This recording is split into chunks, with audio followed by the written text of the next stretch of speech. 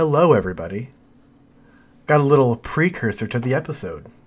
So, I just got a brand new webcam for some awesome webcam things, but Windows, it's a slide dog, and it rerouted my default audio device away from my podcasting mic. So you get to enjoy the very crisp, clean audio of a 1080p webcam that I found on Amazon. Enjoy today's episode. I'm sorry.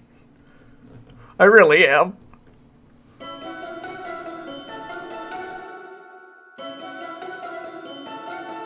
Yay!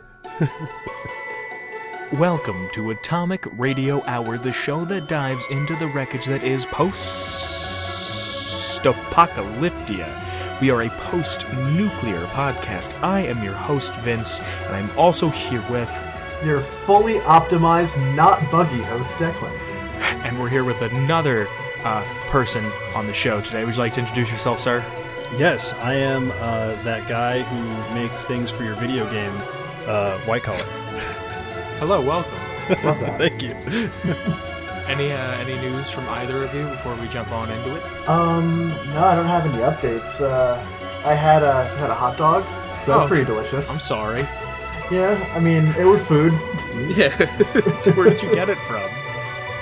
I got it from an on-campus establishment. Oh, I hope you weren't like some Armenian dude who was just selling them out of a cart. Street hot dogs. Who doesn't? But not that street hot dogs are bad. He just doesn't look like he was licensed. Like he was just selling them out of a little a shopping cart. And like a shopping cart with a freaking car battery to make it hot. Oh, it's like that episode of Archer with chinchilladas. Chinchilladas? What season is that? I have not watched Archer in a while. It's one of the new ones, season 9 or 10, but basically they were low on money, and so Pam and Archer decided to start a business, and the name of the business is Chinchilladas, and they were given chinchillas for free because they're popular for fur, and so they just turned them into chinchilla, which is, well, it's what you think it is. Oh my god. Yeah. Is I Pam love the still name. fat? Yes, oh yeah.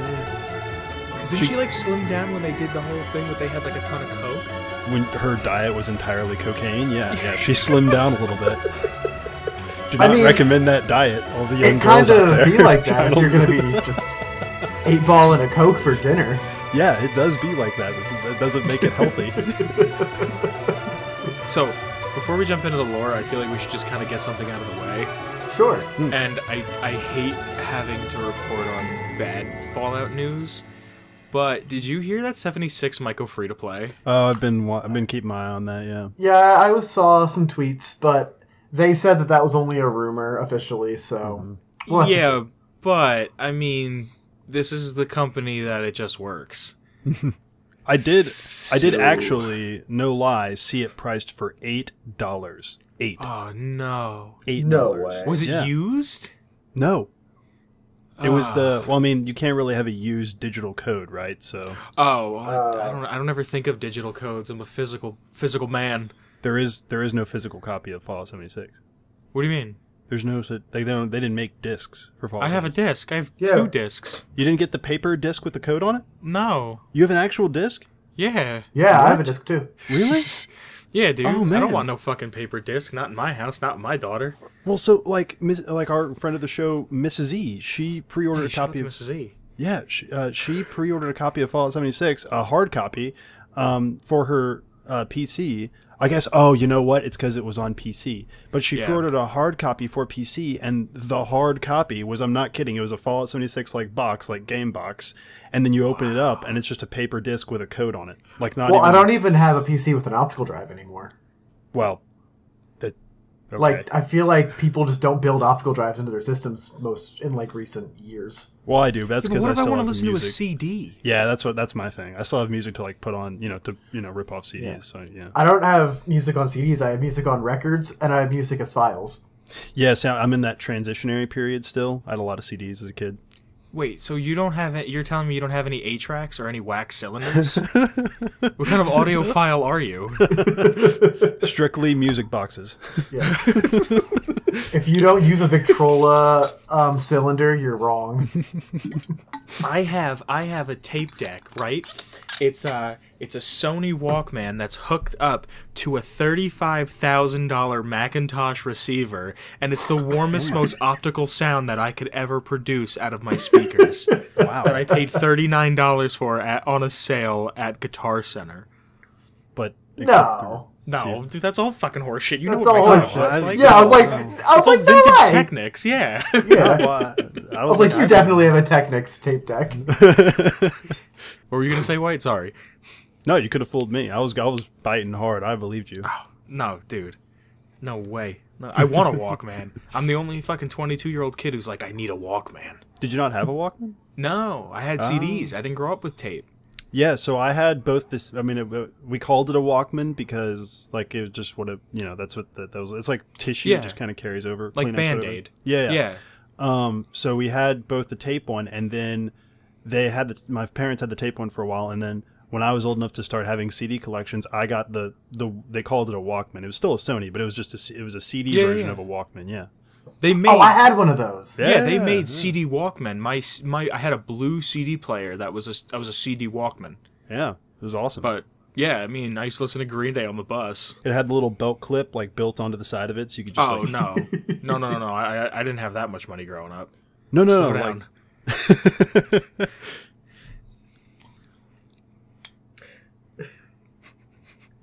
Yeah. Yeah. Sorry, I was drinking a little bit. No, you're good. You're good.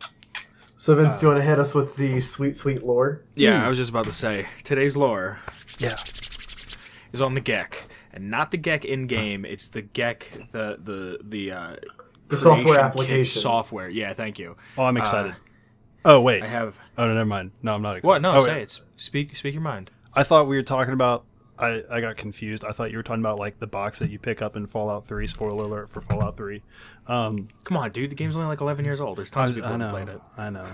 I thought you were talking about that, and you're talking about the actual software that we use to make mods. Oh, Yeah, okay. Yeah. All right. Okay, I'm with you now. The GECK.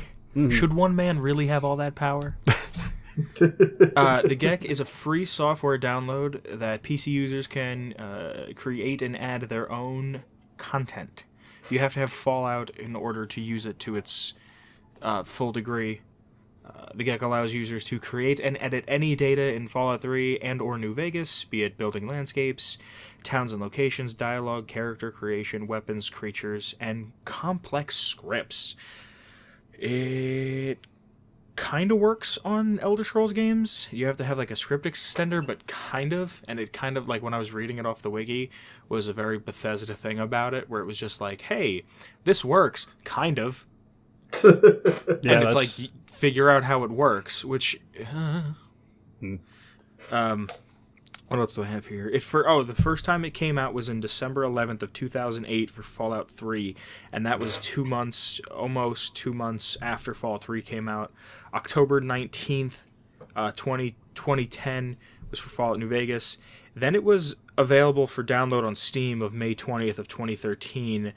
Then they changed it to just the creation kit for Skyrim. Mm-hmm.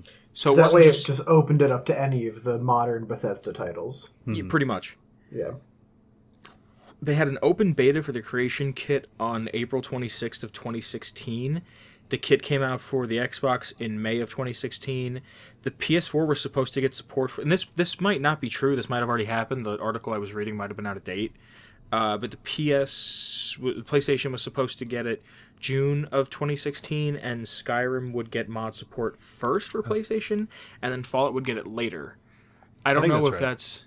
But I don't know if the mods ever came out, because they came out, but we never got, like, custom creation mods for the PS4. In Bethesda's defense, it's not Bethesda's fault. That's a Sony issue. No, I know that. Because Sony was being a bunch of dinguses. Yeah. Did you hear what Sony's official statement on crossplay was? I think I did. I think quote it back to me though. It was wasn't it "fuck you" by PlayStation? pretty. I mean, they weren't just on Twitter like "no, fuck you," but it was like something along the lines of, "Why would you want to play on Xbox? Just play on a PlayStation." I think yeah, that's what I remember. Yeah. So, and then Fortnite was just like, "Hey, you can do it for free. We're gonna give everybody the tools to do it." So yeah, so now Fortnite's on everything ever.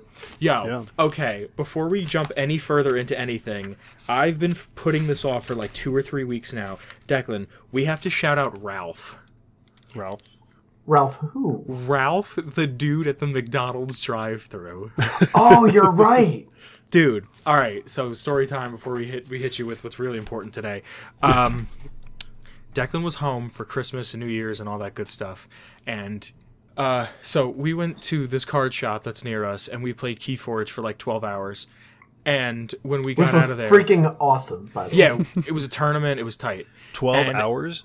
Well, it wasn't 12. It was probably like 6 or 7. But still, I was worried. We were there for a long time. We played a lot of Keyforge. We had a good time. Merriment was had around. Yeah.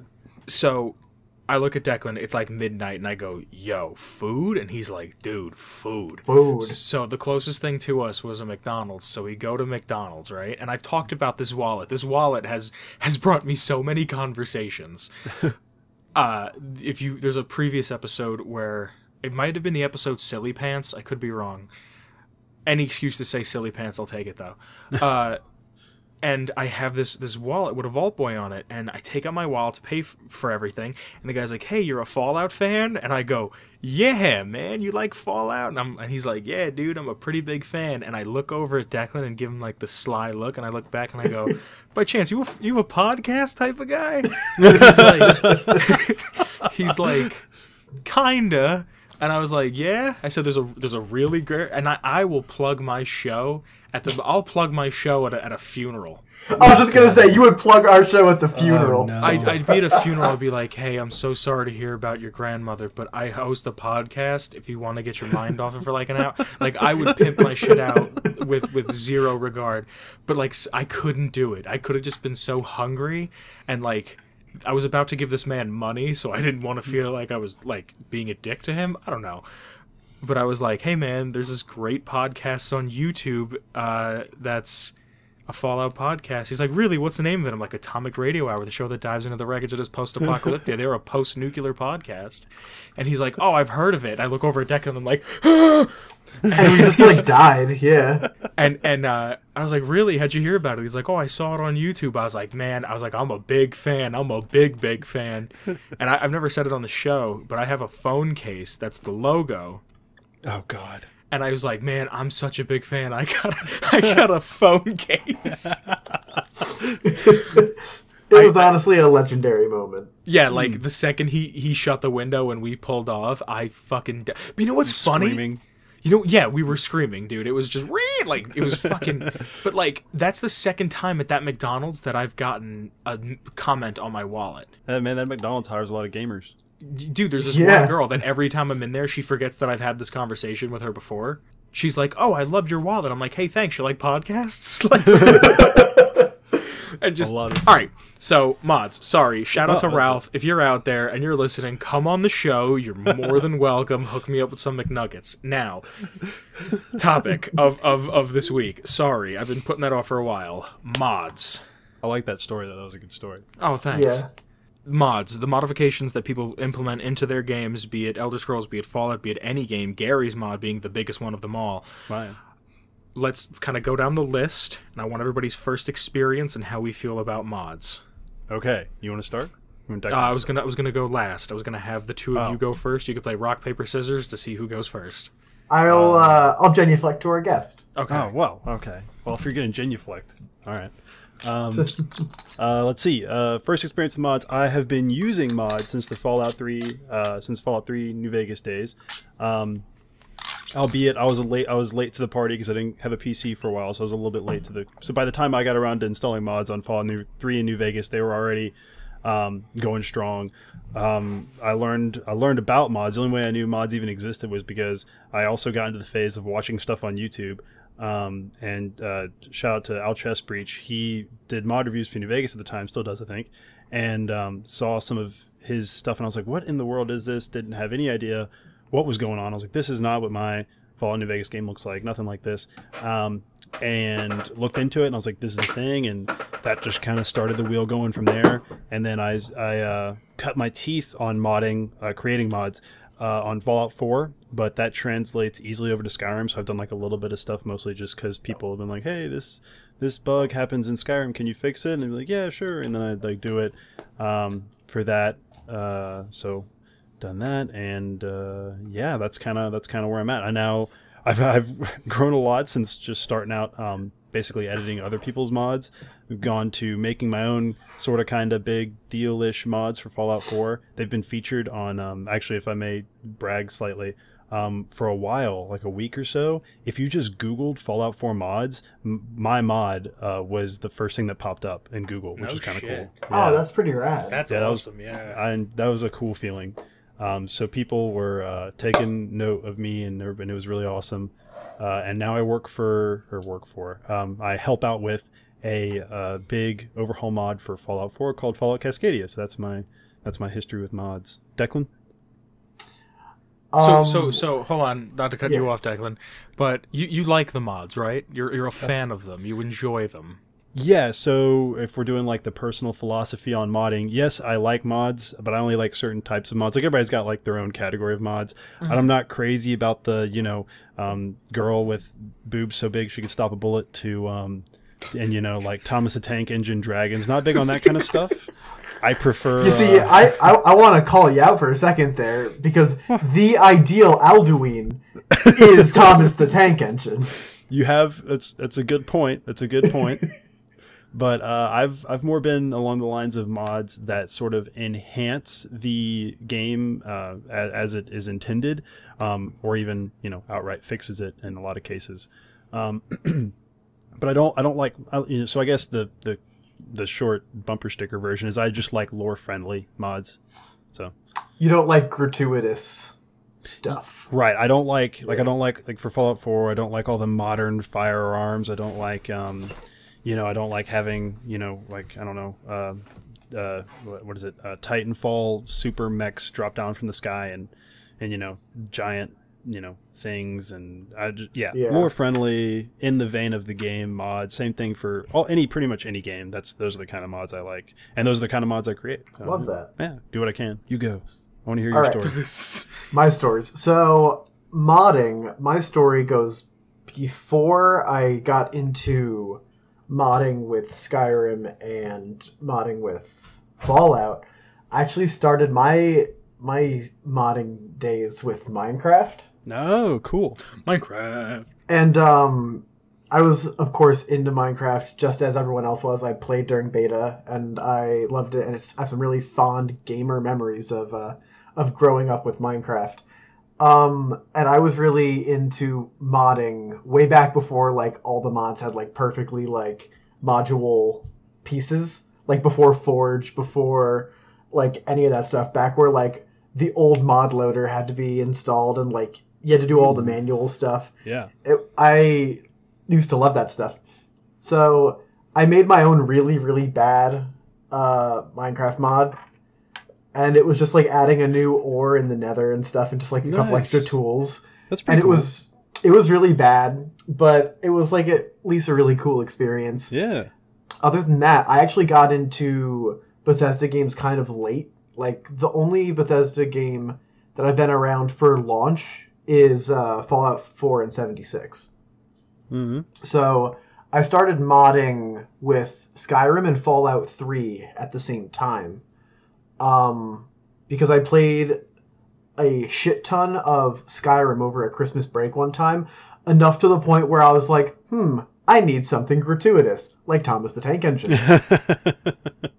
Or that was at the time where Steven Universe had just came out, so I got like the rose quartz, like purple or like the pink shield that you could like summon from like the ether. It was really cool. Yeah.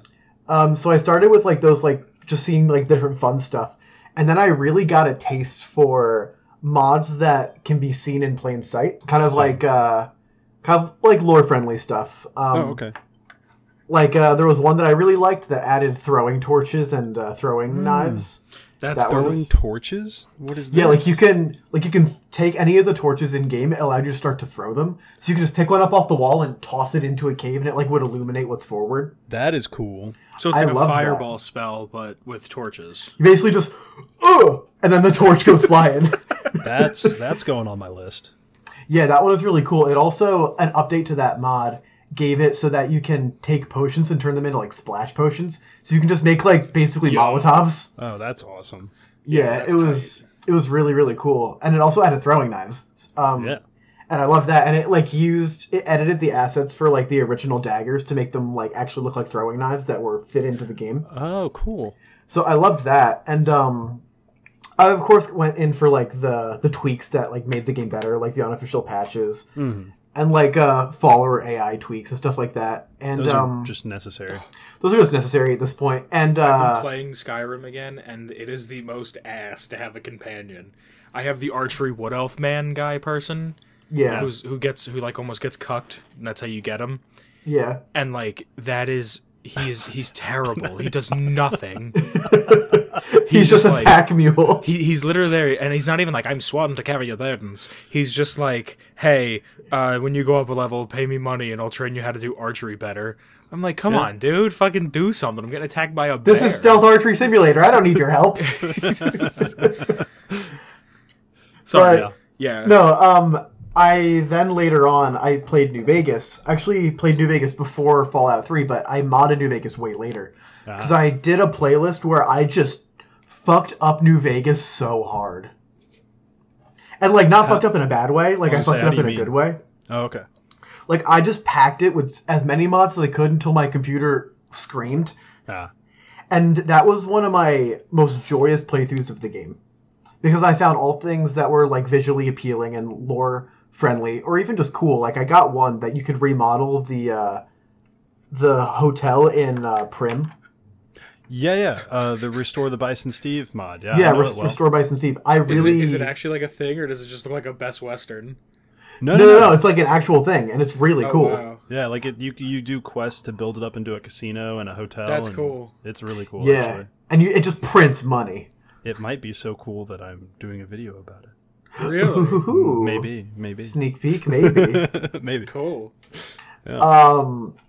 But yeah, I added so many mods to New Vegas, and it just made the game everything that my heart desired on the first go around.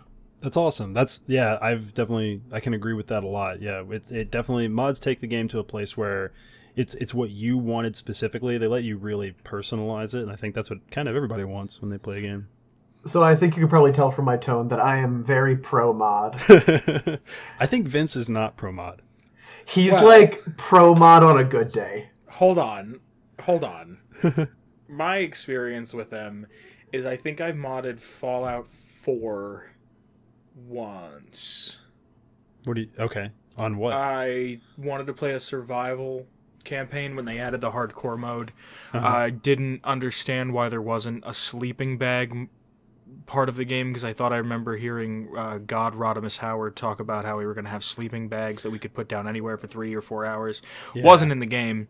And there was a mod to put sleeping bags in the game. It was pretty much a grenade that you threw it down and a sleeping bag would appear, and you could sleep there for X amount of hours. That is the only mod I've ever modded into any sort of Elder Scrolls or Fallout game, any Bethesda game. I have Gary's mod that I've played with Declan, and I think on my old Facebook account there's screenshots that Declan has posted of the two of us playing Gary's mod when we were we did sled build. Small children. I'll see if I can put them in the video portion. If you can find them, hell yeah. I think I'm a skeleton. It's like the Baby Muppets. That's the only time I've ever modded anything, and I'm not a huge fan of them, to be completely honest. I don't think they're necessary. I look at a lot of art, the way the French look at food, The French look at food as if the chef made it a certain way, that's the way it's to be enjoyed. It's the way you are to eat it. In France, if they see you putting ketchup on something, it's considered highly disrespectful, and probably in Japan too.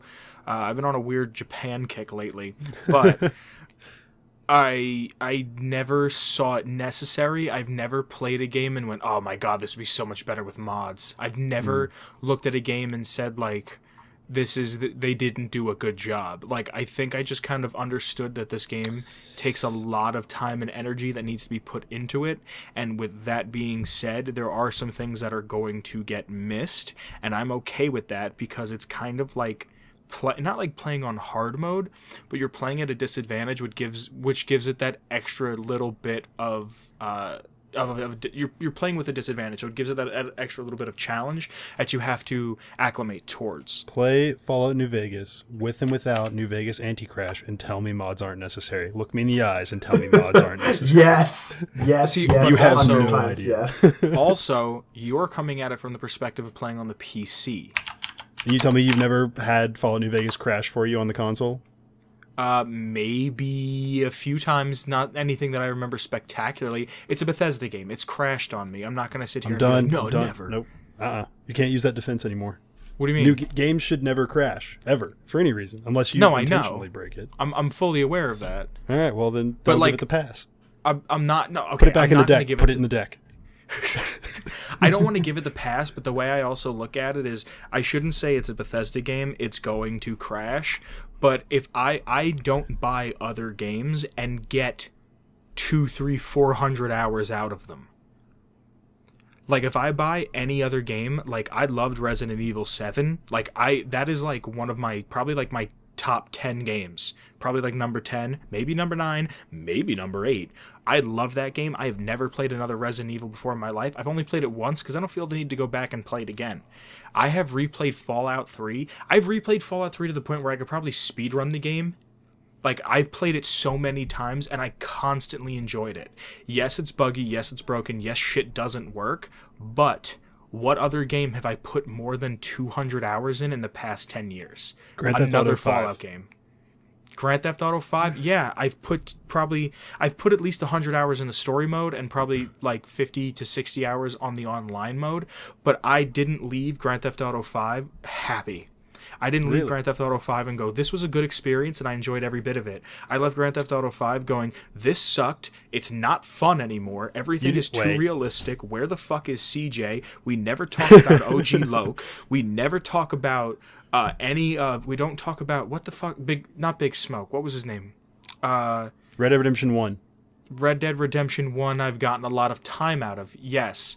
But I don't think I've gotten, what do you call it? I don't think I've gotten 200, 300, 400 hours out of it. I've probably got about 200 because I didn't do all the side missions. I'm not going to sit here and blow smoke up your ass. I didn't go find all the fucking flowers for the guy with the dead wife. I didn't talk to Abe Lincoln. I didn't talk to the guy in Armadillo who's like, I've got myself here a Nickelodeon. Like, I played the story and I just cried the whole time, especially when you get to towards the end because that game is fucking immaculate. Yeah. But like, did it ever crash on you once? Probably. I ran it on a 360. I did too. I actually genuinely, specifically recall Red Dead never crashing because I think that would totally ruin any moment that game. Like, imagine if you're in the scene where you're crossing into Mexico and that song's playing and then bam, crash. Okay. Yeah, that'd be frustrating. With Irish, that's like one of the best missions in the game. Yeah, exactly. No, I don't think I ever had Fallout 3 crash on my PlayStation 3. Really? And that was the worst. That was probably the worst version of Fallout 3. Yeah, that's impressive. That's just luck. No, but what I'm saying is, it's two schools of thought. If you drive a car for 10 hours versus you driving a car for 100 hours, you're going to notice that the car you drove for 100 hours has more hiccups than the car you only drove for 10.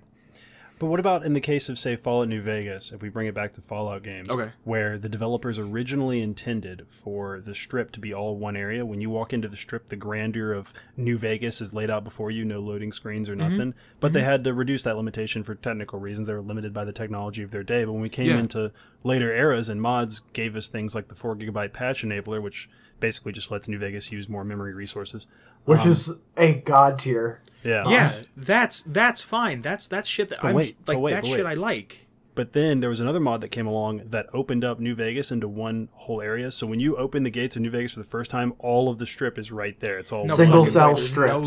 There's no loading screens whatsoever. Yeah, the single cell strip mod. No, just the city. Oh, I was gonna say, what kind of Tony Hawk American Wasteland shit are you trying to pull on me? No. But the single cell strip mod is one of the most essential things ever. It's amazing. I get that. I understand that, and that's the shit. That's the good shit.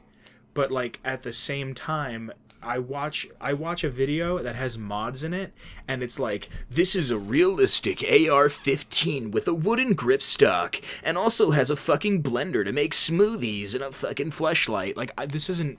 I don't want a real, like, I want my Fallout-y ass weapons. So then you're with me on it. You're with me. Yeah, but I'm not. I don't hate mods. I don't think they're completely pointless. I just don't think I should buy a game and go, well, they fucked it up already. I know that. Let me boot it in with a bunch of fucking extras on it. Well, yeah, no. And I feel like people, if I could butt in, of course. I feel like people that use mods don't necessarily use them because they think the original game is faulty or bad. Yeah, absolutely not. But they just want to have an elevated experience, which is understandable when games begin to age. When people come to me and they in different like forum servers, whatever, and they say, "Hey, I just got Fallout 3, Fallout New Vegas on the PC. What mod should I get? What what do you recommend?" I say, very first thing I tell them, I say, first of all, play the game all the way through vanilla, absolutely, hands down. There's no, every Bethesda game you should definitely at least play all the way through vanilla once. And if for no other reason, it's one, to just enjoy the unimpeded story that they've crafted, and then two, the authentic experience. Yeah, and then two is, once you do that, you'll have a better idea of what things you maybe think could work better and what things you might prefer for your own experience. So that's it's kind of twofold there. But no, I'm with you totally. I definitely see the value in a vanilla experience. Don't get me wrong. Like I said, I'm not against it. I'm not opposed to it. I don't think it's wrong. I don't look at it like, bringing it back to food. I don't look at it like, oh, you modded that game. Is not like you put ketchup on your steak, you troglodyte. Like, it's not. I kind of look at it like that. Don't put ketchup on your steak. What are you doing? Well, no, exactly. That's what I'm saying. But I'm saying I don't look at modding like that. It's like, I kind of look at it like, okay, this is good, and I'm going to take my leftovers home and add fucking garlic powder and sriracha and fucking sesame oil and make it better. Like, yeah. But it's it's not necessarily necessary. Mm-hmm. Mm-hmm. Yeah. Yeah. There's no need to turn water into wine every single time. Yeah, like it's I think a lot of, and I feel like I'm gonna be put on a cross if I say this, but I feel like a lot of the novelty of Fallout 3 for me is that it's janky as fuck. It's Oblivion. The guns are just Oblivion bows. Yeah. Like I've been playing Skyrim on the PS4. And it is the most bugged fucking mess I've played in a long time. And Declan was telling me the other day that apparently the PS4 version was nigh impossible to play when it first came out. I wouldn't know. But like I don't know, like I'm playing it and it's annoying that like I'm in full stealth mode killing people and I'm like losing my stealth ability because they're like, what's going on over there? Like, dude, you're in a fucking different room. How did you know he died? Did you know there are mods to fix that? I'm aware of this. I don't know if they do exist on PS4, but they're not great ones. Like they're not. It's like this bow is a frost bow now, or the arrows are frost arrows because they do a certain damage. It's not like I can't have Thomas the Tank Engine flying. It's not the nitty gritty control you get off PC. I was gonna say your perspective, Vince, and admittedly, it might be a little limited by your limitations, frankly. Your platform of but choice. Also, like, I don't like, this is another thing I'll get put on a cross for, I don't like playing on a PC because one of the games I grew up with was Sonic Adventure 2 Battle, right? And during the winter sale on Steam, I got Sonic Adventure 1 and Sonic Adventure 2 for less than $5. Those are games that I've put probably Sonic Adventure 2, I've probably put 200, 300, 400, 500 hours into because they're the games I grew up with. Back when I had time to put that much time into something that wasn't quote-unquote productive. Right. Yeah. I have a fairly decent PC. Declan can attest for that. That's right. Yeah, it's all right. Hey, did you fix... Sorry, sidetrack. Did you fix his graphic card while you were over the break? No, I'm a bad friend. Damn it. I told him, I was like, oh, come up. We'll find out what chords I need. You could say hello to my mother. It'll be nice. Oh, we'll come over, have a cup of tea. And then he tells me to go fuck myself. Wow. That's exactly how it played out. Yeah, exactly. I'm like, hey, come over. He's like, no, fuck you. I'm like, all right, I'm going to go sit on your couch for 2 hours. Okay, so this is a game that's fucking 15 years old. No, it's ish. Probably. It's like 2003. Yeah. So I could not get it to run on my computer. I have to run it in the lowest, like, windowed screen to run it. I could whip out my GameCube and put the disc in and load it up and still have all my chows from the fucking past decade and a half right there. Declan, did you take a look? I did not take a look. No, I think but it's that's a compatibility mode issue. But that's not the point I'm getting at. I don't give a fuck what kind of mode issue it is. What I'm saying is with a PC, I have to take 49 extra steps to make sure I could run fucking Train Simulator 2008, fucking the Tonka edition. Like, or I could just fucking find my Xbox and play it. Like, I also hate this whole, I have to down, and I understand you have to download the game so they run faster on your console, but it's like, oh yeah, motherfucking midnight release for Red Dead 2, get home, it's 1 o'clock because I had to wait in line because I was Group 2 for life, and I had to fucking get home, install the Johnson, it's 2 discs, 100 and something gigabytes. Well, fuck me, what do? It's 3 in the morning and I have work tomorrow. I'm not going to get to play this till I get to work, until I get home from work. And guess what? I'm gonna be at work all day tomorrow. My performance is gonna be faulty because all I'm thinking about is John fucking Marston. You're kind of talking yourself in a loop there, because that particular issue you're referring to right now doesn't happen on PC because of preload. Right. Fine, and I can preload games if I don't buy the disc. But well, assuming sorry, they're not Bethesda I want a games. physical Cough. thing. Cough. You can't preload. Yeah. Oh yeah, because Bethesda. they fucking delete themselves. Yeah. It's just, I don't know. Like, I am here for the console, and I feel like I have to represent those people. Oh no, go for it. Man, I still got a console. Don't actually, I got a few. Don't talk, man. I know about console. No, I'm not. Like, I'm not saying that you're dissing them. I'm just saying that you're predominantly, the two of you are predominantly PC, right? Yes. This is true. Yeah. So here I am with my controller in hand. And I get it. You can use your DualShock and your Xbox and your Switch and your fucking now a GameCube controller on PC. I was Fine. gonna say, I'm literally looking at the controller I was using to play that Nazi game earlier. Yeah. Yeah. It's just like I like the reliability of it, and also I don't like that I can like my not saying that I do this, but I can boot up my computer, play World of Warcraft for 12 hours, and then use it to go on Amazon and like find hentai. Not saying that I'm gonna find some hentai, but like It's an odd example of things you don't do. I'm trying to think of like parallels, like what's like the craziest shit you can do. Oh, I see what you mean. You know what I mean? Yeah. Like a I would console, struggle to I follow get that on. parallel, but I get it. Yeah, like I could go on Amazon and buy a fucking self-stirring mug. Like, you know what I mean? Like Yeah. I boot up my console, I play Skyrim for a few hours, I get off, I go on my computer and do my my degenerate Hentai. activities. Oh, yeah, okay. Like I like having things separate. I like things in their place, and I get that you lose mods. Let's try to fucking bring it back to that quick. I get that you lose mods and you lose a lot of the capability, and like even on PlayStation, I think the mods that you do get, you're only allowed to have like a gig or two, Yeah. and I think on Xbox you're allowed to have up to 5. Yeah, Is it more or is Roughly. it 5? that's roughly that. Yeah, so I get that. And like when I gave my brother a copy of Fallout 4 for his PlayStation, his first thing was, oh, I can use mods? And I'm like, yeah. And he goes, give me pretty much the developer room. Because he was just Oh. like, I just want to walk into, I was going to say The DC, cheat I want to room. walk into just the city with a fat man and just unlimited nukes. Yeah. So like, what do you like? I don't know, man. I just there's never been a point in time where I've ever played a game and goes, this needs to be modded. No, I haven't either. But well, I say that I feel that way once I've played a game when I've had mods for it. When I go back to playing a game vanilla and I've had mods for it and I know what the difference is. But that's just a personal thing. But no, I agree with you completely. I think people should play games however they want to be played. So if you prefer to play on console, then I mean, do you, man? If you prefer to play on PC, you know, do you? If you prefer to have the cheat room in Fallout 4 and have unlimited ammo, then do you? I mean, you know, these games are a personal experience.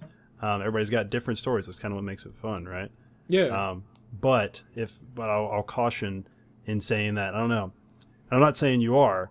It's just, it's tough talking about mods in a negative light when you maybe, you know, you don't have the full picture. I understand what you're saying. Yeah, that's all. I tried making a few mods for Fallout 3. You did? Yeah. You're gonna have to change your opinion on mods once the ARH mod comes out. Well, I wasn't talking about that one, but yeah. There was back in the day we had I doubt he listens. I haven't spoken to him in a very long time, and the last I heard he was in a third world country. I don't know the name. He was overseas. Friend of the show, Shane. Shout out to you. Holy Shane. Yeah, I should probably censor his last name. Sorry. Yeah. Bleep. But dude, shout out to you. I don't know. Should I? It's a very vague name. It's like there's 1 billion Shane on this planet. Yeah. But he was like this. He was like, I don't know, dude. Shane was one of these kids that like you only meet once in a lifetime that had like a crazy amount of energy. Yeah. And was like at the same he had like ADD or ADHD, and at the same time was like this stand-up, well put together, well dressed, well spoken kid. Nice. Yeah, he was a year older than us, and he was a cool kid. He like skipped his entire summer to go do basic training and shit, and he was like a stand-up kid, and he was really fucking funny. And he was pretty funny. He was so. Remember we had lunch with him, he was the funniest fucking kid. And the shit he would come up with, like, dude, it was insane. Fucking Mr. Do you remember that? I remember that. He used to yell for the gym teacher, like he'd be in a math class and be like, Miss. And the math teacher or the gym teacher was just such a like you would compliment him and he would get nervous. Like he was just that type of guy.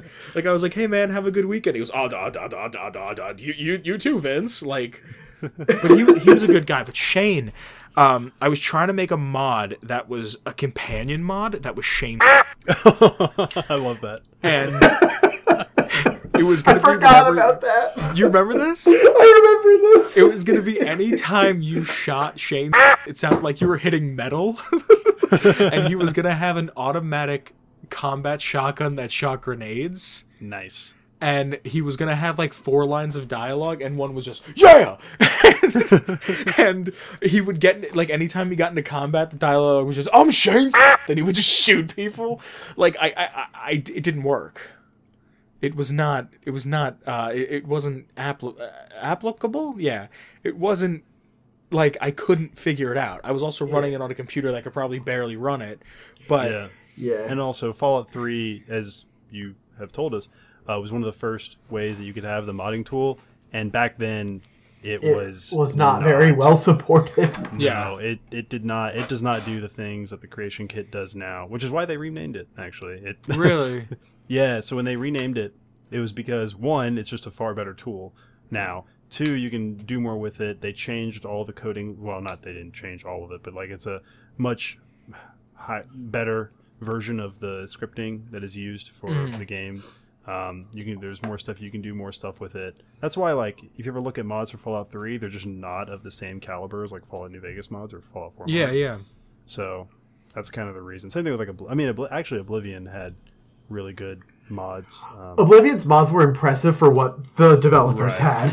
Yes, yeah. And like, can I say some foul shit real quick? Sure. Yeah. I've actually never played Oblivion. No, I lie. I've only played Oblivion for like 2 hours. I do. That was my first ever Bethesda game, and that's where I fell in love. Yeah.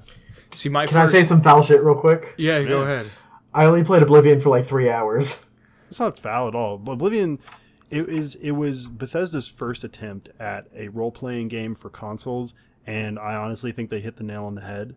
Because it was enough of that old school RPG style that you want from, and I say first, that's not technically true. Morrowind was on the console as well, but it was a better attempt at bringing RPGs to consoles, and I think they really did. I think they really did well with it.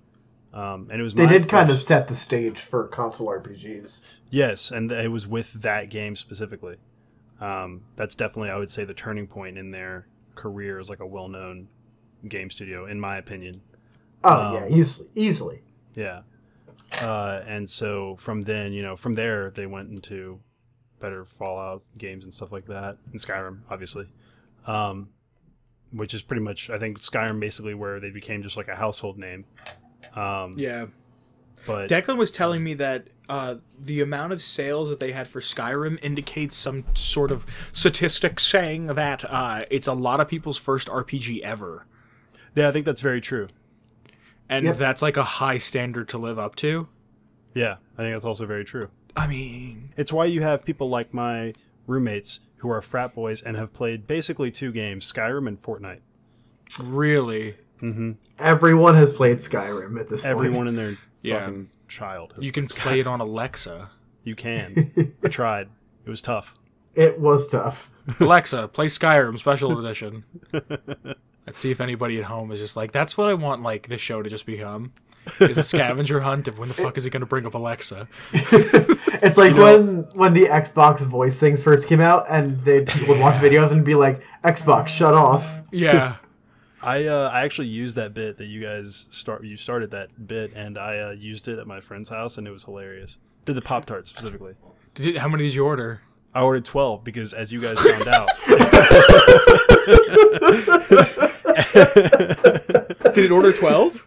It tried to, but you had to say yes again. It's like, I'm gonna order 12. It's like, do you want? That's like, all right, okay. It's like, okay, I've got your order for 12 boxes of Pop-Tarts. Do you you want me to place it? And then you're like, and then the person who owns it was like, no, and that ruined it. No, I know the workaround for this. You got to get a separate speaker, right? And you got to make a playlist that's called the Pop-Tarts playlist. Okay, hear me out. Follow me.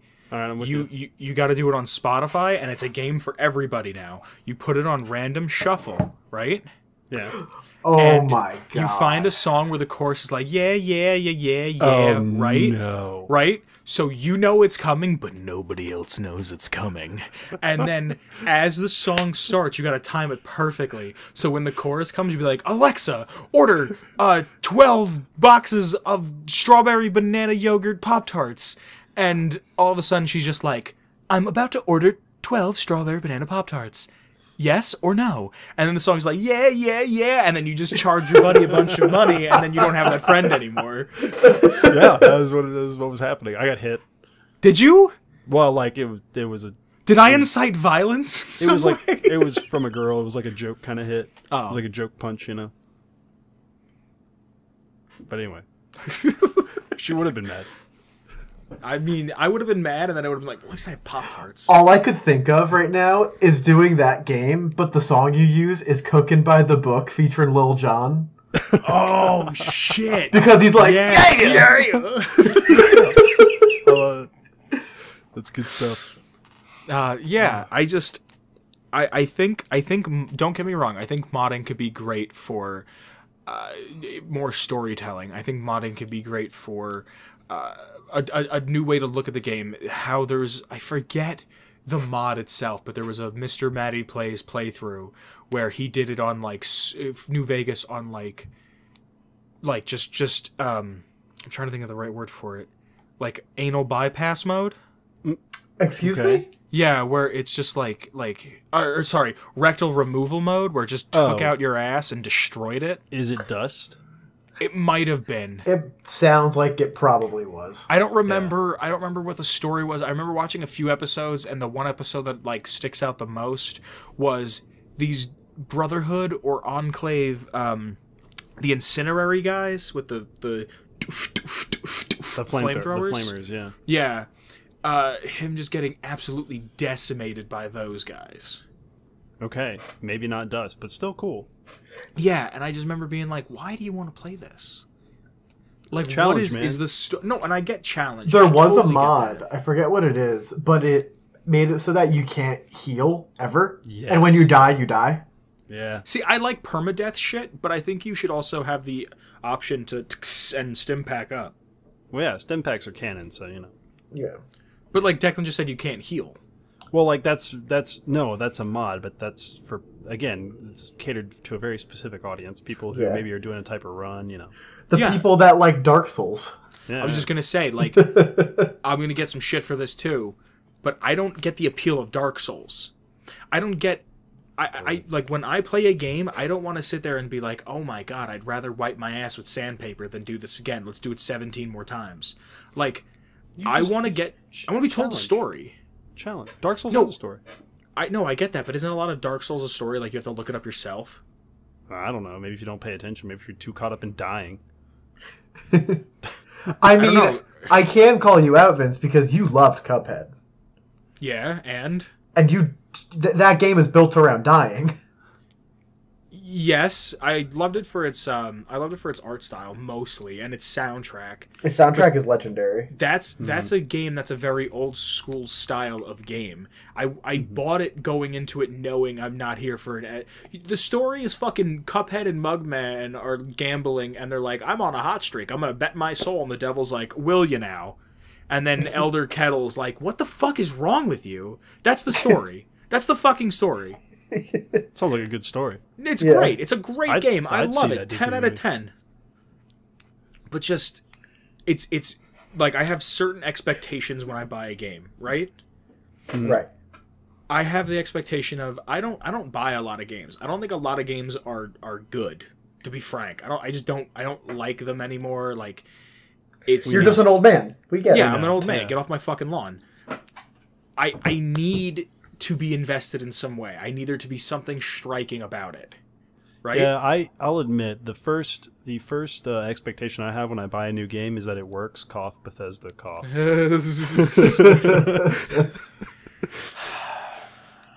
If I'm being honest, I'm not kidding when I say this very truthfully, and I've been doing this for a while now. I have never been more excited for mods for a game. Not mods that I'm going to create, but mods that I'm going to see other people create, and me too. But I've never been more excited for mods for a game than Fallout 76. Really? Yeah, and I'm not even playing that game, and probably won't for a long time. I'm giving because it to like you July. want to see it fixed. Yeah. I'm waiting. July is when it's going to be better. I'm waiting until I can play it offline. I think that's just. It's not like It's not because it's not even because of the other people. It's because I don't like the lag. Honestly, I think that kind of ruins a lot of it. I don't know. That's a game that I can understand people wanting to mod the fuck out of. I totally get that. I'm totally aware. I'm totally understanding. But like, I play that game and I play it with all of its glitches, and I'm just like, I'm still having fun. Like, I don't see the problem. Yeah, I've just had way too many disconnects and just like, I don't like going into like a dungeon and being like, yeah, clearing the dungeon, and then like I'm like halfway through it, I'm like, where are all the enemies? And then suddenly they all spawn immediately right around me. Like, that's not how the dungeon was designed or intended. That's not what the devs wanted. That's just a broken system there. And I think that's partially due to the network issue. I think a lot of things would be immediately fixed if it could be played completely offline. I honestly do. I think obviously server disconnects wouldn't happen. That's already a big plus in my book. So, I mean, that's just kind of that's my big thing. I'll probably play it through vanilla once I can play it offline. But then after that, because now we're talking about a Fallout game that you can mod to have, more NPCs, different types of quests, maybe more. It's basically a blank canvas for modders. Yeah, it's like you can make, and I think honestly that's kind of what Bethesda wanted anyway. But what do you think? Sorry, go on. No, I'm just saying. I think like imagine that experience where it's actually it's actually like I don't know. It's what kind of I think we were all assuming we would get from multiplayer Fallout role playing type quests. You still have to pass checks through certain things. You've got enemies that actually spawn in the right place. You've got, you know what I mean, like I don't know. Just I think modding Fallout 76 gives us the opportunity to have the multiplayer Fallout that more of the Fallout fan base actually wanted, in my opinion.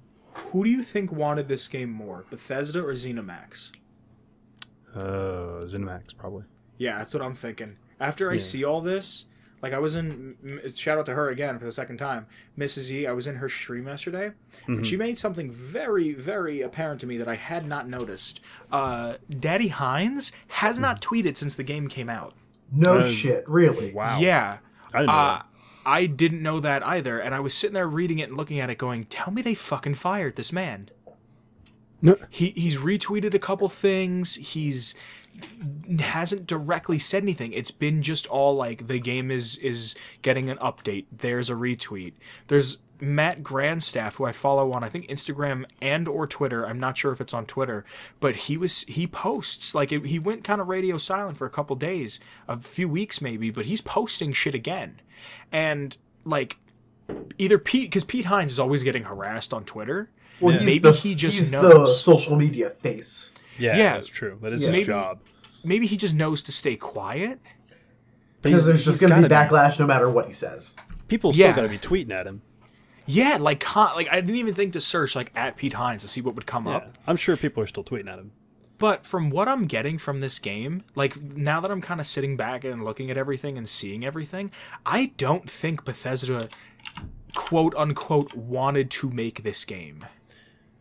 Well, you know, yeah. Sorry, what were we gonna say? No, I just it's along the same line there. I don't think Bethesda wanted to make it. I'm not really sure. I don't know. I don't really remember talking to anybody who even really wanted this game to play it. Yeah, and I've said it before on the show, and I'll say it again. This is not a game that I wanted until I heard about it might existing. Yeah. I've told the story before. Declan came up to me in school once and was like, "Hey man, how do you feel about an online Fallout?" And you said you'd fucking hate it. I was like, "I'm gonna hate it. It's going to ruin the series. That's not the point of Fallout." And I played it and I enjoyed it. Now, did I have rose-tinted glasses? Fucking yes, dude. Fuck yeah. I have a bias. I have a podcast about Fallout, of course. But like, at the same time, it appealed to me in the sense of I like the isolation. I like the loneliness. I like the feeling of it's me against the world. And that kind of increases when it's me and special guest Kyle and 20 or something other people that could come and kill me at any moment. I like that. That being said, I think you were expecting Fallout 4 multiplayer or like Fallout 3 multiplayer, Fallout New Vegas. You know, I think that's what you were picturing. Yes and no. If I'm being honest, I expected it to be a lot more like ESO than as what we got. I never played ESO, so I didn't have I played very little. Really? Yeah. I expected it to be more of a traditional MMO, basically. Okay. Really? Yeah. See, I was watching an interview, I think it was with Pete Hines, and he said the best way for me to put this was D&D. And Declan and I, together and separately, have played a copious amount of Dungeons and Dragons. So much. So when they said that, especially the way, and you could attest for this, Declan, the way I DM a game is very much, here's a blank slate, let's do whatever we want within the confines of the rules. Yeah. So when I got 76 and it was like, leave the vault, figure it out, I was like, this is how I play D&D. Except I'm the player character and I'm the dungeon master at the same time. So I didn't hate it. Yeah. So could that be improved with modification? Absolutely. The state that the game is in, abso-fucking-lutely. I can't tell you how many times I've been playing that game and just I've tried to get rid of I've gotten rid of something or picked something up and it's like, you've just lost 30 ammo, and I'm like, from what? Or here's this. Here's the fucking we went into this game making characters that were based on the characters we played from the Fallout D&D series that Declan started, right? Which is a great way to do it, if we're being honest. I think so too. Yeah. I went into it playing my character, who is a charisma, kind of stealthy, pistol-holding type of guy, right? Oh, well, you fucked up. Yeah, exactly. You know exactly where I'm going with this. Yeah. Kyle was our doctor. He's our medic in the game, okay. Yeah. right? Yeah. Kyle was going to get a syringer. He was going to poison people. He was going to slow people down. He was going to be a huge help. He was going to heal all of us. I was going to be a tactician. one that leads the quest. Yeah, exactly. Declan was going to be like the scout who says, this ahead is this way, mahaha. It was going to be, we had a whole thing. We had a tank. We had a person who was going to be just unarmed. And then Kyle and I are playing, and Kyle and I feel like we're doing no damage with hunting rifles. And Kyle, because we're not, exactly. Kyle whips out a fucking golf club and walks over to someone and fucking doesn't even hit him with it. He just sets it next to them and it falls on him funny. And he does like a fucking 400 damage hit. Yeah. Kyle can now not roleplay within the confines of his character unless they have surgical scissors he could hit somebody with. Do you understand what I'm saying? Like, yes. Fix that. Modify the game so it has a way that I can still use my hunting. Like, the most I got my hunting rifle to do was like 130 damage, and Kyle's like, yeah, without any perk cards for this not ironing board, this rolling pin, this does like 96 damage for me. Yeah, that's just broken. Everybody's walking around with Super shish kebabs and power armor, and I'm like, this is not the wasteland I expected. Not everybody should be in power armor. Yeah, no. There's a lot of things from. I was watching something yesterday, and they're like, yeah, they're never gonna make Fallout 5, and I'm like, bitch, you thought? Like, come on, you don't think they're gonna make Fallout 5 because Fallout 4 didn't make enough money? Fallout 5 is gonna be the redemption arc. If it's like, it's a long time out. It's a long time out, and I hope it's a long time out. It fucking better be. I hope they take 8 years with it. I hope I have, like, I'm on my second marriage and third kid when it comes out. Like, I hope they take forever to do it, because that's a game that when it comes out, I know I'm going to take a week and be like, this is, like, you know that picture of Moe from The Simpsons, and he's looking back and there's a noose and he's like, not this week, old friend. Yeah. Like, that's going to It's going to be that. When Fallout 5 comes out and be like, okay, this week, my friend. Like, this is going to be... Like, I know that's a game, and especially if they do it right and they put it somewhere. And you know what? I wouldn't be opposed to them licensing it out to somebody again. Give it Because it to worked out Obsidian. so well the last time. Sorry? I said, yeah, because it worked out so well the last time. Yeah, and you know what? Let somebody else... Like, okay, if I'm writing for one of our shows, like if I'm writing for Nuclear Family... I can always go to Declan and be like, yo, how do you think about this? But every once in a while, I go to special guest Kyle and I'm like, dude, read this and tell me what you think. Because it's better when somebody else takes an idea, and they kind of put it through their own lens, they put it through their own perspective, they put it through their own fucking sifting colander, and they get a new way to look at something. They say, hey man, I like this, but instead of doing X, Y, and Z, why not do like LMNOP? Like, I didn't think of that. That's why I do the editing for Dixon, so it's a different style. Yeah. I like that. Yeah. And, if there's something you should know before you talk about wanting to license Fallout to another organization or company or whatever, there's pretty much only two groups of people left in this world who are really qualified to make a more, we're just going to simplify it a little bit, a more RPG style Fallout along the veins of the older ones, along the veins of the New Vegas type of role playing. Mm-hmm. The only two groups of people left to do that are pretty much mod authors and Bethesda themselves, because, well, Obsidian, it basically is, the reason they did so well when they were given Fallout New Vegas to work with was because most of the people, the band together. Yeah, most of the people on the team were from the original. They were Black Isle people, yeah. Yeah, and those people aren't around anymore. Not like they're alive; they're just not. They don't work there anymore. Yeah. Brian Fargo is working on Outer Worlds right now, and I think Chris Avallone is as well. I think I heard that was a rumor. I don't know if it's true or not. No, you didn't see the live Sawyer stream? Is too. No, I didn't. I don't know if Josh Sawyer is, but there was a live stream where Obsidian made people wait, and they're like, oh my god, this is it, this is New Vegas 2, Electric Boogaloo. And the live stream was like not even 5 minutes, and I think it was Chris Avallone, Brian Fargo, and maybe someone else there, and they're like, we're gonna have a microtransaction? Nope. We're gonna have a season pass? Nope. All right guys, thanks for tuning in. And they turned it off. Yeah. And it was what is now, but you know what, I'm kind of worried about the Outer Worlds. I honestly, I'm not. The one thing I want is if they let us mod it. I know it's exact. If they let us mod it, I'll be so happy. But I am actually kind of excited for it. Why are you worried about it? Because it's going to be, they said it's a small game. It's not going to have a huge map, and it's going to apparently have a linear quest line. Oh, well, that kind of differs from what I've heard. Why are you not worried, Declan? I'm not worried because when I looked at the trailer, I had this feeling that I really couldn't describe, but it was just like, I will put my eggs in this basket. Do you ever just feel something that's just like, this feels like a good thing, this feels right? Declan, are you trying to buy a bridge? Excuse me? Are you trying to buy a bridge? I got a bridge for sale. No. Okay, all right, go on. No, I'm not. But that doesn't feel right.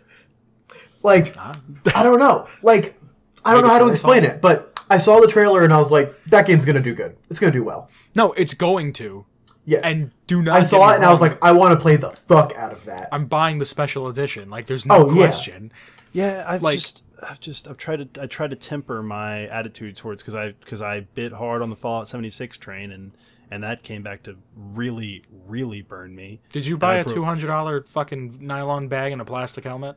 All right, well, it burned some people harder than me, but it burned me too because I broke my mantra of never pre-order a game, broke that, and then the one time I did, I was like, well, good, now the game industry is ruined for me, and I'm never pre-ordering a game again. I can never get excited when I see trailers now. But I see what you're saying. The trailer, don't get me wrong, the trailers, I want to fall in love so hard, but I try to temper my attitude because it's a slippery slope. You slide down that. The one thing I saw about the game that really entices me is there was dialogue. And like, that's such a shitty thing, but it was very like Fallout 3, Fallout New Vegas dialogue.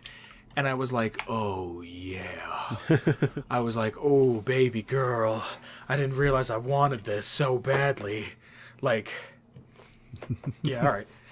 No, it was just like one of those things where I was like, oh fuck me. Like, I need this inside and around me. But you know what I need inside and around me? What is that? I need Shane Ivers' music. Yeah? Oh, God, yes. Yeah. So, for those of you that don't know, Shane Ivers makes this amazing tune called Feather Duster. It's our intro track. It's called Feather Duster. And it's our what? It's our intro track. If you want it, you can get it on silvermansounds.com/free music/Feather Duster. Yeah. I would not advise taking that music, even though it is immaculate, just because we use it. That's our show. And I'll admit, I have a confession, guys. Yeah? I took the music because have you ever seen? I'll tell you why. You'll forgive me. If you've ever seen the Family Guy episode where Peter Griffin, like, he's like, oh, this is better than that time I had my own theme song. That's me. I took it. It's my own theme song now. People hate it. I'm on the bus going to school. People are like, you got to turn that shit off. I'm like, can't, man. Shane Ivers. I'm going to make a request. I don't ever want to ask people for worthless anything, but let's at Shane Ivers. Let's get Shane Ivers on the show. Let's get Shane Ivers on the show. Shane Ivers, you're more than welcome to come on the show. Please. But if you'd like to follow the show itself on Twitter, you can find us at Atomic Radio Hour. But if you'd like to find Declan, where can they find you, my friend? You can find me at Declan_Bean on Twitter. If you'd like to find myself, you can find me at, all capitals, _Boogans. You can also follow us on Discord. There will be a link to our Discord in the description below.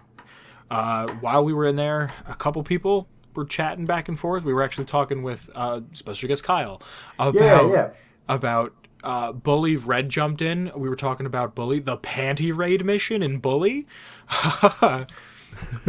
That exists. Join our Discord, but before we go, we definitely want to give WhiteCollar a chance to shout himself out. Shit, yeah, I'm sorry. Yeah. I will go ahead and throw out my Twitter handle. I'll spell it out for you guys because, fall in the same vein here. It's starts out with the @ symbol. So at Alexa, buy 12 boxes of brown sugar Pop-Tarts. Yes, confirm, accept.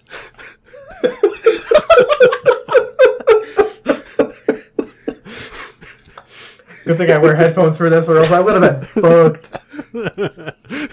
Good thing I don't have a government listening device in my room. If Alexa just bought you 12 boxes of Pop-Tarts, it's a mandatory. You have to like and comment on the video and subscribe. And subscribe, yes. And also, you're welcome. Tweet the show at Atomic Radio Hour. Tweet the show a copy of the receipt when it comes hilarious. Oh god, that'd be so funny. That doesn't mean we're gonna pay for it. No. We just want to see the receipt. Yeah, I want a funny haha while I'm at work. I can be like, haha. I want to know how much it costs, actually, genuinely. Yeah. All right. Well, I have a computer in front of me. I'll find out. Well, yeah. Brown? Do they have brown? Brown sugar. But WhiteCollar, while Vince looks up the price of brown sugar cinnamon Pop-Tarts, would you like to drop your actual handle, or you?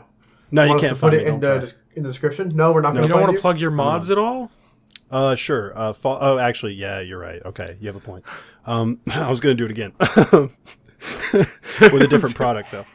But anyway, no, in all seriousness, Fallout Cascadia, you can go to falloutcascadia.com. That is a big overhaul mod project for Fallout 4. If you don't know what it is, highly recommend looking at it. If you play Fallout 4, if you don't, you should. And check out that mod. Definitely think, if you're a fan of the RPG style Fallouts, I think Fallout Cascadia is something you'll like. I'm working on quests for that. That's sort of my role there, is I help implement quests and stuff, so I can confidently say that they will be of the RPG nature and variety. Barstool Games is out in a stable version for Fallout 4 on PC only, unfortunately. Wish I could do it, but I can't. It's on the Nexus. You can just look up Barstool Games and you'll find it. And yeah, that's me. Awesome. That's all. Then I would like to say thank you so much for watching, everyone. Yeah, thank you. From the bottom of our hearts to the insides of your ears. We also have a Twitch. Oh yeah. So okay, we're just trying this out. Special guest Kyle is going to start streaming on our Twitch. We don't have a schedule. We don't really know what he's going to be playing. I think he wants to start playing the bully games. Yeah. Yes. There will be a link to our Twitch in the description below. If you want to get more of our content, which I really appreciate that, you can get us on, I think, all major streaming platforms. We're on Apple Podcasts. On the iTunes, right? Yeah, congrats, yeah, thanks, guys. man. That's we have awesome. iTunes, Spotify, Castbox, That's so cool. Stitcher. YouTube, Stitcher. You can find us on YouTube it's I was going to give us our Twitter handle. It's youtube.com/Atomic Radio Hour. Nice. And Declan, you want to announce the new thing? I do want to announce the new thing. If you guys love what we do and want to show your support, we have just launched a Patreon. Oops, sorry about that. What? Where can I find it? There'll be a link. We launched a Patreon, and we've got tiers ranging from $1 to $1,000. So anything that you can give, if you want. It's not mandatory. It's not mandatory. Will always be free. Yeah. This Atomic Radio Hour will always be free. I will never put a price on it. All of the money we are making off of the Patreon is going right back to the show. I'm not using it to buy sneakers. Declan's not using it to buy concert tickets. We can buy better equipment. We could buy better sound cards. We could buy better microphones. It's just to make the listening experience better. That's it. You should donate to help buy Vince a gaming PC so he can actually know what mods are. What good mods are. That's honest. Too much. That's too much in the realm of shit that I would spend on myself, because then I can fucking play video games and then go on Amazon and buy a self-stirring mug and look up hentai. Not that I would, but it's a possibility if I have my own. All right. You heard it here first.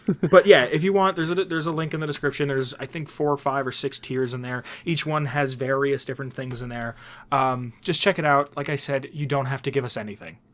But if you do, from the depths of our being, we truly, truly appreciate that. Very much love. Speaking of things coming from the depths of our being, there's an original piece of content coming. It's only Tuesday when we record, so I don't know what it is, but enjoy it. Thanks, everybody. Thanks, Wear guys. a condom. Bye. Isolation.